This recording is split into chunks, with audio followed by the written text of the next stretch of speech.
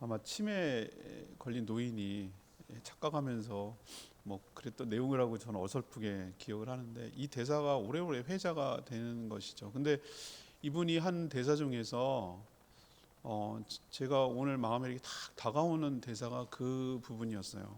사람들은 후회스러운 과거에 해결하지 못해가지고 그 문제를 연연하느라고 거기에 머물러 있는 거예요. 또 다가오는 미래가 너무 불안하고 두려운 거예요. 무슨 일이 닥칠지 모르고 준비 안 된 것 같은 것 때문에 염려하고 걱정해요. 이 사이에서 오가는 거예요. 후회스러운 과거, 회한이 남고 죄책감이 들고 그때 그러지 말았어야 되는데 라는 과거에 있으면서, 또 동시에 어떻게 앞으로 살지? 라는 미래의 그것 때문에 정작 잘 살아야 되는 현재를 놓치고 산다는 거예요. 지금이 중요한데, 지금은 그냥 지나가고 버리고 말고, 지금은 순간적으로 또 과거가 되는데, 어리석은 인생, 그렇게 살지 말라고 얘기하는 거예요. 잘났건 몰랐건, 유명하건 유명하지 않건, 부자건 부자하지 않건 간에 이 땅에 태어난 모든 인생은 살아갈 가치가 있고 의미가 있고 그럴 자격이 있다는 거예요. 늘 남하고 비교해가지고 난 보잘것없고 넌 태어나지 말았어야 돼, 넌 살아갈 가치가 없어 라고 말할 인생이 단 한 명도 없다는 거예요. 누구나 그렇게 인생을 누릴 만한 자격이 있고 가치가 있다고 말하는 부분이 그렇게 위안이 되더라고요. 죽은 시인의 사회라고 말하는 유명한 옛날에 영화가 있어요. 카르페 디엠이라고 말하는 유명한 그 대사가 있어요. 키딩 선생님이 하는 거. 그게 뭡니까? 현재를 즐기고 이 순간을 잘 붙들고 의미 있게 가치 있게 살라고 하는 인생의 경구고 조언이에요. 모든 사람들, 인생을 통찰한 사람들이 다 이렇게 얘기를 해요.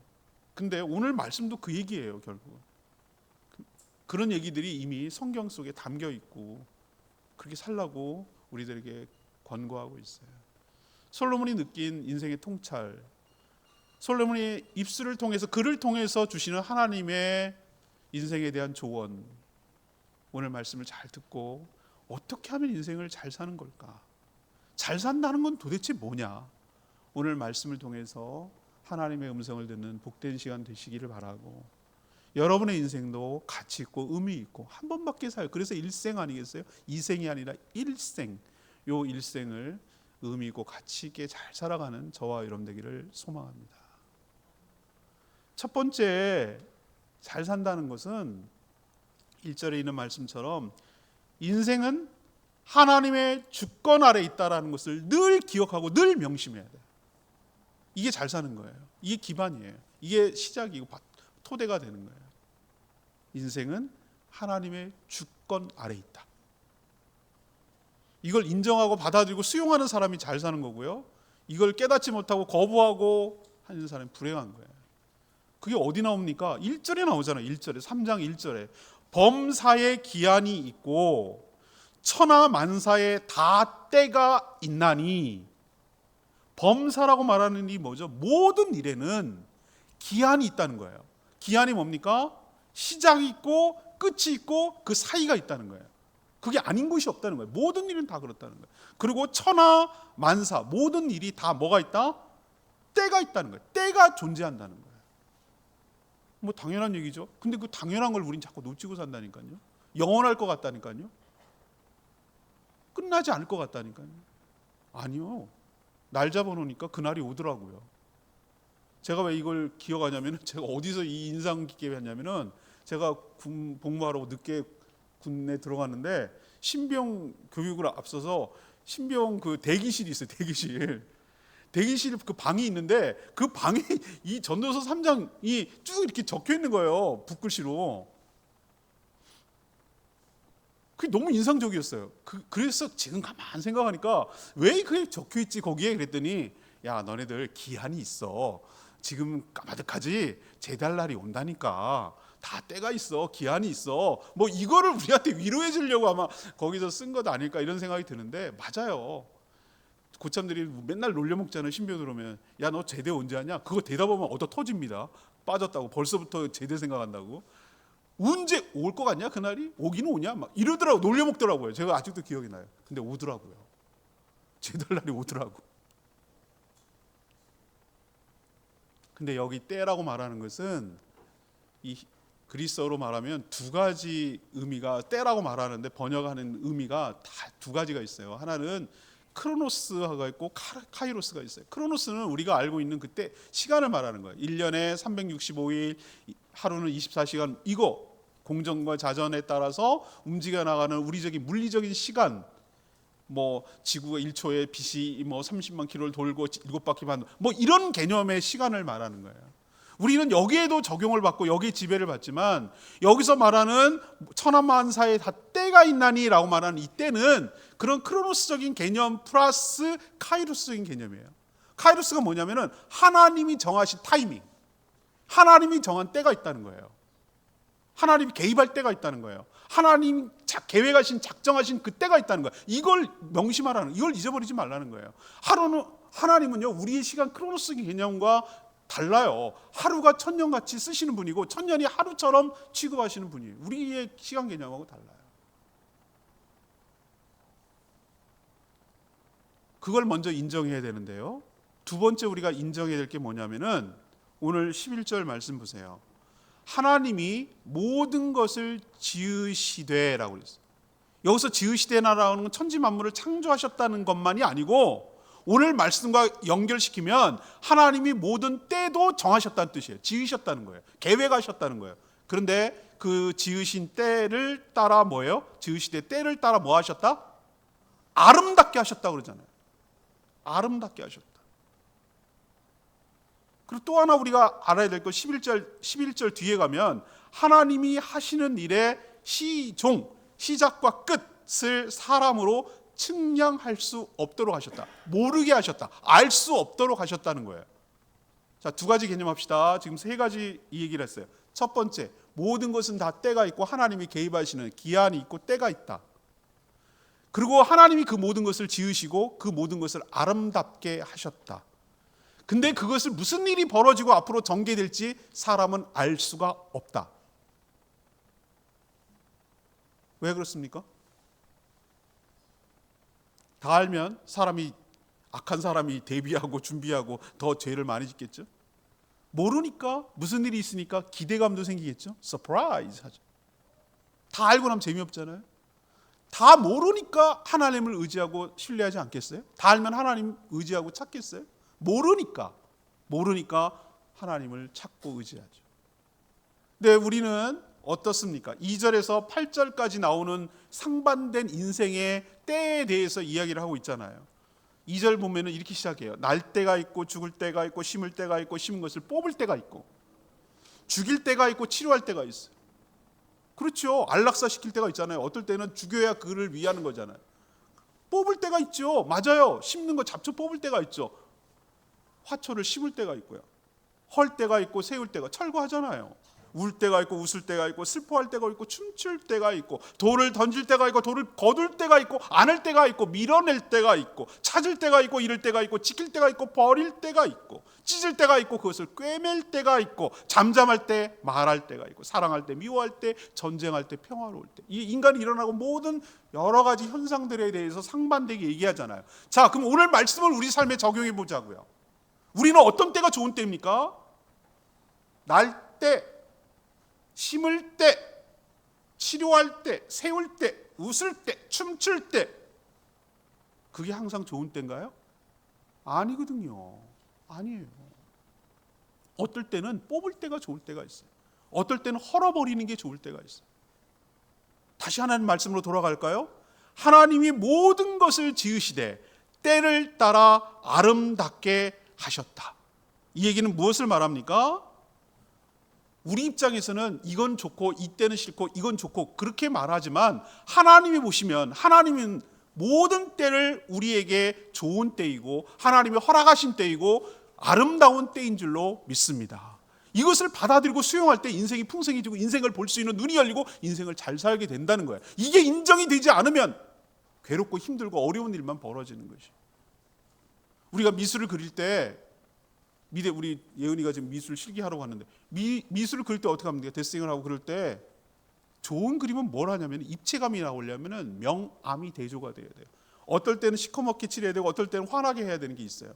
제가 사진 찍는 거 좋아하는데 좋은 사진은 대비가 잘 되는 사진이 명암이 정확하게 잘 대비가 될 때 좋은 작품이 나오는 거예요. 여러분 등산이 가치 있는 것은 높기 때문에 가치가 있는 거예요. 우리 표현하잖아요. 산이 높으면 골도 깊다고.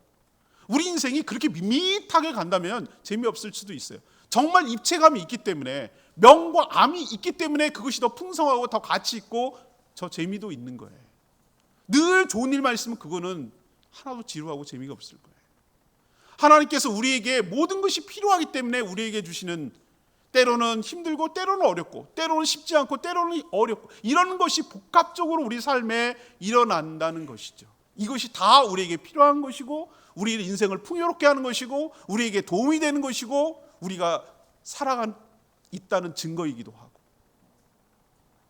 그렇기 때문에 여러분 우리 삶에 일어나는 여러 가지 현상들 무슨 때 무슨 일 이런 일 저런 일 이런 일들을 왜 이런 일이 일어났냐고 원망하고 불평하고 짜증내지 말고 이것이 나에게 있어야 될 것이고 필요하고 이 타이밍에 하나님께서 아름답게 하셨으니 필요하니 나에게 주셨음을 알고 그것을 수용하고 또 힘들고 어려울 때는 잘 견디고 소망을 가지고 하고 또 하나님이 기쁜 일을 주셨으면 기뻐하고 즐거워하고 이런 반응을 보이고 그런 태도가 우리 인생을 풍요롭게 하고 잘 살아가는 것인 줄로 압니다.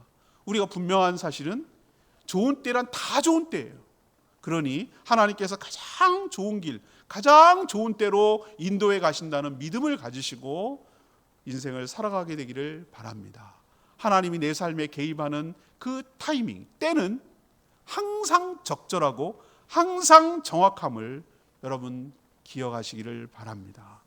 하나님의 행하시는 모든 주권을 존중하고 그 주권 앞에 우리가 순종할 때 우리 인생을 풍요롭게 살아가고 그것이 바로 인생을 잘 살아가는 것임을 기억하시기를 바랍니다. 자, 두 번째 인생을 어떻게 해야 잘 사는 걸까? 인생은 하나님의 선물이니까 수고하기도 하고 즐기기도 하라고 말씀하시고 계세요. 분명히 우리는 태어났으면 죽을 때가 있다는 거예요. 아까 범사에 기한이 있고 때가 있다 했잖아요. 그게 우리의 유한한 인생이고 그게 인간의 실존이에요. 안 죽는 사람이 세상에 어디냐고. 언제 죽을지 모르는 거죠. 그래서 인생이 나중에 나이가 들면 허무해진다고 말해요. 내가 이러는 게 뭔 소용이 있나? 그렇게 아둥바둥 살았던 게 무슨 의미가 있는가? 그래서 9절에 수고로 말미암아 무슨 이익이 있을까? 이런 허무증에 빠진다 그랬잖아요. 하나님이 없는 인생, 하나님이 없는 삶을 살 때 사람은 두 가지 태도를 취하게 돼 있어요.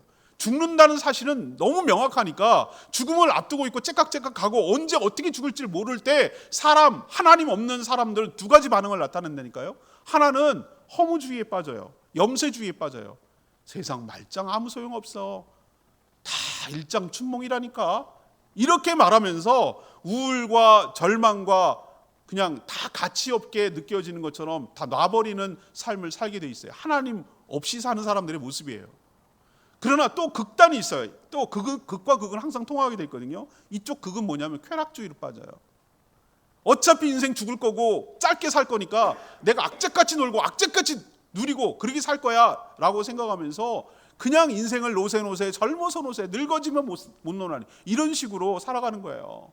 맛집 찾아다니고 인스타에 올릴 거 찾아다니고 남들이 못했던 경험을 했다는 걸 자랑하고 이거 그냥 허세를 가지고 즐기면서 인생을 매 순간은 즐기는 쪽으로만 살아가는 이 두 극단.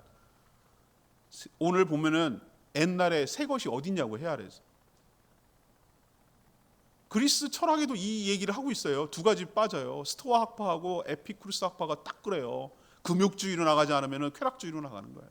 이게 하나님을 배제한 사람들의 나타나는 모습이에요. 그런데 그 두 가지는 신앙적인 모습이 아니에요. 그러면은 신앙적인 모습이 뭔데요? 성도는 어떤 삶을 취해야 되는데요? 그 두 가지가 아니고 하나님 관계 속에서 인생을 바라봐야 되는데 인생은 하나님이 주신 선물이라고 생각해야 돼요. 선물. 선물은 내가 주는 쪽의 마음입니다. 안 줘도 우리는 할 말 없습니다. 내가 태어나고 싶어서 내 의지로 태어났습니까? 아니죠. 태어나고 보니 태어난 거잖아요. 태어났기 때문에 고통도 느끼고 슬픔도 느끼고 아픔도 느끼고 살아갈 수 있는 모든 것도 느끼고 예수 그리스도를 알고 믿어서 영생을 소망할 수 있는 것도, 그렇게 믿을 수 있는 기회가 생기는 것도 태어났기 때문에 가능한 거잖아요. 삶은 기회이자 하나님의 선물이고 축복인 줄로 믿습니다. 여러분, 그걸 먼저 생각하셔야 돼요. 이것이 인생을 바라보는 새로운 관점이에요. 그러면 이 하나님의 선물을 받은 자의 성도의 올바른 태도는 무엇이어야 되겠는가? 12절 보십시오. 사람들이 사는 동안에 기뻐하며 선을 행하는 것보다 더 나은 것이 없는 줄을 내가 알았다 그랬어요. 전도자 솔로몬의 입술을 통해서, 글을 통해서 인생이 뭐가 잘 사는 것인지 오늘 힌트를 주고 있잖아요. 하나님께 받은 선물을 어떻게 하라는 거예요? 어린아이처럼 기뻐하고 또 그 선물을 가지고 나누고 선행을 하라는 거예요. 그것을 의미 있게 사용하라는 거예요. 그 인생이라는 선물을 잘 쓰라는 거예요. 우리도 누군가에게 선물할 때가 있어요. 선물을 주는 사람이 받는 사람에게 뭘 기대할까요? 뭘 여러분 기대할 것 같으세요? 내가 뭘 선물을 준비했어요. 그래갖고 저 사람한테 줬어요. 그러면 뭘 기대하죠? 이걸 기대할 거예요. 이게 보상이에요. 그걸 해가지고 또 뭐 받을 생각, 그게 아니라, 어머, 언제 이걸 준비했어? 너무 딱 맞는, 너무너무 고마워요. 어쩔 줄 몰라고 그것을 막 끌어안고, 그죠? 행복해하고, 너무 기뻐하고, 즐거워하고, 감사할 줄 알고, 그렇게 하는 걸 기대하는 게 보상이죠. 그러면 또 주고 싶죠? 근데 그렇지 않은 사람이 있어요. 저도 시큰둥하고 뭐 이런 걸 줬어, 뭐 별로, 그럼 얼마나 실망스러워. 다시는 주고 싶지 않을 거예요. 자, 그럼 하나님 입장에서 한번 생각해 봅시다. 하나님이 여러분에게 인생이라는 선물을 줬어요. 모든 것이 아름답게 하고 이것도 주고 이것도 주고 이 선물도 주고 이 선물도 주고 그랬어요. 근데 뭐 이런 걸 주고 그래? 날 뭘로 생각하는 거야? 막 이러면서 타박이나 하고 싫어하고 내치고 그러면 하나님 다시는 주고 싶지 않을 거예요. 야, 빨리 안 됐다. 걷어라. 인생 걷어라. 선물 뺏어라. 이렇게 얘기할지도 몰라요. 그런데 하나님 너무 좋아요. 내가 살아있으니 통증을 느끼는 거예요. 하나님 살아있으니까 내가 이 기쁨도 느끼는 거예요. 살아있으니 오늘 가을 햇빛도 보는 거예요. 이 시원한 숲속의 공기도 느낄 수 있는 거예요. 오늘 맛있는 것을 먹을 수 있는 것도 내가 살아있기 때문이에요. 하나님 감사해요 라고 모든 것이 선물로 받아들이는 사람, 이런 사람에게 하나님은 더 좋은 것을 선물로 주고 싶지 않겠어요? 하나님이 주신 인생을 기뻐하고 또 그것을 잘 선한 일에 사용하는 것이 이야말로 인생을 잘 살아가는 것인 줄로 믿습니다. 두 가지를 하셔야 돼요. 22절에 오늘 읽지는 않았습니다만 하나님 앞에서 선물을 어떻게 사용하는지를 22절에 이렇게 얘기하고 있어요. 그러므로 나는 사람이 자기 일에 즐거워하는 것보다 더 나은 것이 없음을 보았나니 이는 그것이 그의 몫이기 때문이라. 그에 뒤에 일어날 일이 무엇인지 보게 하려고 그를 도로 데려올 자가 누구냐, 이런 표현을 쓰고 있어요. 저는 하나님 앞에 인생이란 선물을 받은 사람이 취해야 될 태도는 뭐냐면은 하나님이 여러분에게 맡겨주신 것, 이것을, 그 일을 기쁘고 즐겁게 잘 수고하고 감당하는 것이고 또 그것을 통해서 몫으로 주신, 그것을 통해서 생긴 여러 가지 기쁨을 누리며 즐기는 것이야말로 잘 사는 인생이라고 저는 생각을 합니다. 13절에 보세요. 사람마다 먹고 마시는 것과 수고함으로 낙을 누리는 그것이 하나님의 선물인 줄도 또한 알았도다. 그래요. 열심히 수고해서 얻은 몫이 있어요. 수입도 생기고 또 그것 때문에 얻는 여러 가지 것들이 있죠. 그것을 또한 기뻐하며 즐거워하며 함께 살아가는 사람들과 나누며 그것을 함께 기뻐하고 즐거워하는 것이 인생을 잘 살아가는 것인 줄로 압니다. 죽을 거니까 괴로워하며 인생을 괴로워하며 사람과도 만나지 않고 이렇게 혼자서 살아가는 것 하나님 원치 않으신단 말이에요. 죽도록 일만 하는 거 하나님 원치 않으신다고요. 그냥 노세 젊어서 하면서 계속 놀기만 하는 것도 하나님 원하시는 것이 아니에요. 죽으라고 일만 하는 일 중독을 하나님 원하시지 않는다고요. 제일 바보 같고 어리석은 사람이 뭡니까? 죽도록 일해가지고 열심히 모아놨어. 누릴 만하니까 병이 났어요. 모아놓은 거 다 병치료하느라고 써버리고 죽는 사람이 제일 바보 같은 사람 아니에요? 한심스럽고. 일 중독은 하나님의 뜻에 부합하게 살아가는 것이 아니에요. 내 몸을 상해가면서까지 가을 하늘을 쳐다볼 수 있는 여유도 없으면서 살아가는 것은 잘 사는 게 아니라고요. 주일날까지 죽도록 일을 해야 돼요. 그 결코 잘 사는 게 아니에요. 여러분을 위해서 하나님 안식 필요 없는 분이, 하나님 영원히 안식을 누리는 분인데 무슨 안식이 필요해요?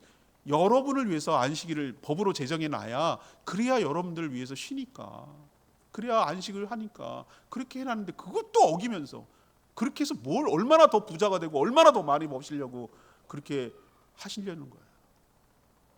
그리고 남한테 폐를 끼치면서까지 무의도식하고 남한테 정말 폐를 끼치고 민폐하면서까지 남의 것을 벌어놓은 것을 이용하기만 하려고 하고 그냥 쉽게 돈 벌고 사기치려고 하고 남의 것을 땀 흘려서 온 것을 하려고 해서 그거 갖고 외제차 사고 남한테 보이고 해외여행 가고 이런 일에 허세에 사용하려고 하는 그 사람도 정말 악하게 사는 거예요.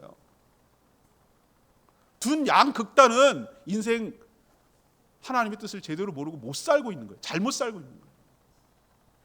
그럼 어떻게 해야지 잘 사는 거냐고 제가 오늘 말씀을 통해서 얘기하잖아요. 여러분이 주신 것을 기뻐하며 즐거워하며 열심히 성실하게 잘 감당하시기를 바랍니다. 그리고 거기서 나오는 수입 몫을 가지고 그것을 누리며 즐기며 나누며 같이 그 기뻐하는 것을 누리며 함께 살아가는, 더불어 함께 살아가는, 선을 행하며 살아가는 복된 인생 되기를 원합니다. 전 요즘 와서 중용, 밸런스가 굉장히 중요하다고 생각해요. 워라밸이라고 그러잖아요. 치우친 사람들이 나는 불행한 사람 같아요. 생각도 이념도 치우친 사람이 너무 많아요. 극단적으로 치우쳐요.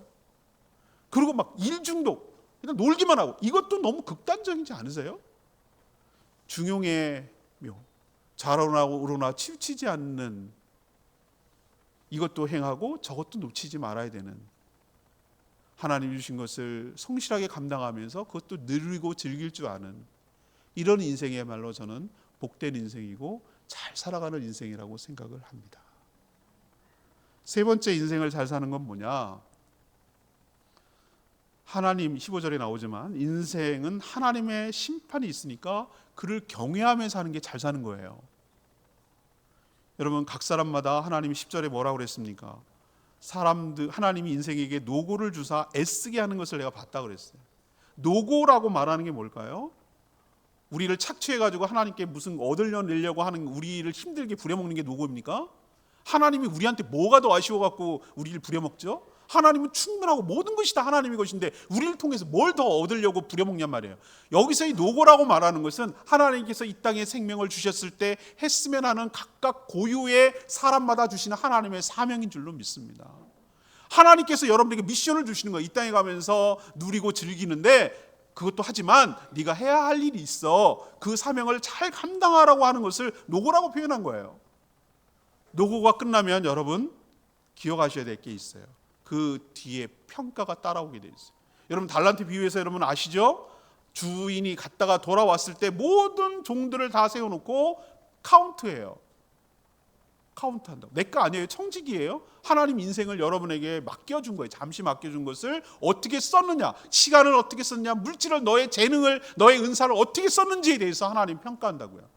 얼마를 남겼느냐고 평가하지 않아요. 당연히 열심히 하면 남게 돼 있어요. 근데 뭘 갖고 얼마나 성실하게 했느냐, 얼마나 너 의도대로, 주인의 의도대로 그 일을 잘 감당했느냐가 평가 기준이에요. 얼마나 매출이가 아니에요. 매출이 아니라고 얼마의 결과를 그거 아니에요. 여러분, 평가 기준을 정확하게 잘 알고 계셔야 돼요. 얼마나 나에게 의도대로 충실하게 성실하게 감당했느냐, 이걸 보는 거예요. 평가가 있습니다. 그걸 우리는 심판이라고 불러요. 끝이 아니에요. 여러분, 새로운 시작이라니까요. 여러분 인생이 유한하잖아요. 시작이 있으면 끝이 있잖아요. 하나님은 근데 영원히 사는 분이에요. 여러분의 유한한 인생의 딱 끝 지점, 그 지점이 여러분이 하나님 앞에 심판을 받는 지점이에요. 그 뒤를 대비하는 삶이 지혜로운 삶인 줄 믿습니다. 엄마 뱃속에서 잘 10달 있어야 그 다음에 나오잖아요. 엄마가 왜 감기약도 안 먹고 막 팥뿌리 삶아 먹고 감기 걸리는데도 그렇게 합니까? 아이에게 지장받을까 봐. 그래야 잘 태어나니까. 그래야 다음 생을 살아가니까. 그건 잘 준비하면서 왜 죽음 다음 그 뒤의 삶에 대해서는 왜 전혀 대비 안 하고 전혀 준비하지 않느냐 말이죠. 우리는 1, 2, 3생을 살잖아요. 엄마 뱃속에 한 번 산다면 두 번째 여기 이 땅에서 살아가는 것이고, 세 번째 영원한 천국에서 하나님과 더불어 살려면 그 심판의 기주에 부합하도록 의식하면서 살아가는 것이 지혜로운 삶인 줄로 믿습니다. 끝이 아니라고요. 그래서 여러분들, 하나님의 심판을 의식하며 하나님을 경외하면서 살아가는 인생이 지혜롭고 잘 사는 인생인 줄로 압니다. 하나님 없다고 생각하고 하나님 심판 없다고 생각하는 사람은 막 살아요. 마구잡이로 산다니까요. 하나님 심판 없는데 뭐 하나님도 없고 하나님 심판도 없는 사람이 뭘 두렵고 뭘 염려할 게 있어요. 뭘 겁낼 게 있어요. 막 살지. 그러나 하나님께서 우리에게 끝이 있고 그 뒤에는 심판이 있다는 걸 알면 조심스럽게 살아갈 수밖에 없어요. 의식할 수밖에 없어요. 하나님을 경외할 수밖에 없어요. 그 평가 기준에 부합하도록 살아갈 수밖에 없어요. 그게 경외하며 살아가는 거예요. 하나님을 공경하고 하나님을 순종하고 살아가는 태도가 바로 경외함이에요. 이게 인생을 잘 사는 거예요. 안 믿는 사람들, 믿는 사람들 보면 뭐라 그래? 저런 바보 같고 한심스럽고 찌질이 같고 맨날 뭐로 거기 맨날 그러고 목매고 사냐? 왜 이렇게 약하게 빠져서 사냐? 이렇게 말하지만 그 사람들이 똑똑한 게 아니에요. 우리가 똑똑한 거예요. 함부로 막 살지 않아요. 하나님의 평가와 심판을 의식하면서 조심스럽게 살아가는 태도가, 그게 경외하는 태도가 인생을 더 잘 살아가는 거예요. 그런 말에 휘둘리지 마시고 하나님의 심판을 의식하시며 경외하며 살아가는 복된 인생 되기를 축복합니다. 오늘 말씀 마무리하면 이래요. 우리 인생이 하나밖에 없고 나는 나밖에 없는데, 내 인생을 남이 대신 살아줄 수가 없는데 자꾸 남의 인생과 내 인생을 비교해가지고 남의 떡이 커 보이는 것처럼 그렇게 부러워하며 살아가는 불쌍한 사람들이 너무 많아요. 쌍둥이도 다르다니까요. 성격도 다르고 생김새도 점점 달라져요. 나는 나밖에 없어요. 나의 인생은 내가 사는 거예요. 그거를 유아 독전식으로 자기 마음대로 살려는 게 아니라 내 인생이 그만큼 가치 있다는 거예요. 누구도 대신 살아줄 수 없는 살만한 가치가 있는 존재라는 것을 여러분이 먼저 인식하고, 내가 함부로 살면 안 돼요. 누가 대신 살아주는 게 아니고 내 인생은 내 거니까 내가 가치롭게 의미 있게 잘 살아야 되는 거예요. 그러려면은 여러분들 과거에 매이지 마시고 미래에 두려워하지 마시고 하나님을 신뢰하시고 현재에 충실하시고 매 순간순간 진실하고 겸손하고 성실하게 순간순간 최선을 다하시면서 가치 있고 의미 있게 허투루 인생을 보내지 마시고 금쪽 같은 하루하루, 그렇게 암 환자 시한부인 인생들이 오늘 하루만 더 살았으면, 내일 해를 봤으면, 내일 가을 햇빛을 봤으면, 가을에 그 시원한 공기를 맞이했으면 좋겠다고 하는 그걸 여러분은 지금 누리고 있는데 왜 그 귀함을 모르시냐 이 말이에요. 전 제주도가 너무 좋아요. 누리고 있어요. 여러분도 삶을 누리시기를 바랍니다. 기억해야 될 것, 인생의 주인은 내가 아니라는 걸 늘 명심하세요. 하나님이 내 인생의 주인이세요. 모든 때는 하나님의 결정이에요. 나에게 나쁜 때는 없어요. 다 아름다운 때입니다. 나에게 필요한 때예요. 그것을 믿음으로 받아들일 때, 그리고 그 일에 순종할 때 내가 인생을 잘 살고 있다는 것입니다. 여러분 맡은 사명 잘 감당하셔야 돼요. 허투루 보내시면 안 돼요. 하나님 주신 은혜에 감사할 줄도 알고, 그것을 누릴 줄도 알고, 그걸 즐길 줄도 알고, 그것을 선물 받은 것에 기뻐할 줄도 알고, 그 선물을 남과 나눌 줄도 알고, 그게 하나님이 선물을 주신 하나님이 원하시는 모습이에요. 마지막으로 여러분, 죽음과 심판이 있음을 늘 명심해야 돼요. 끝이 있어요. 우리는 끝이 아니에요. 끝은 새로운 시작의 점이에요. 그 새로운 시작을 하는 그 지점이 심판하는 지점이에요. 허투루 살지 않고 영생을 소망하면서 하나님을 경외하면서 살아가는 저와 여러분 되기를 소망합니다. 이게 인생을 풍요롭게 잘 사는 거예요. 여러분도 한 번밖에 살지 않은 일생 잘 살아가는 저와 여러분 되기를 소망합니다. 기뻐하며 함께 노래 부릅니다. 찬양하겠습니다.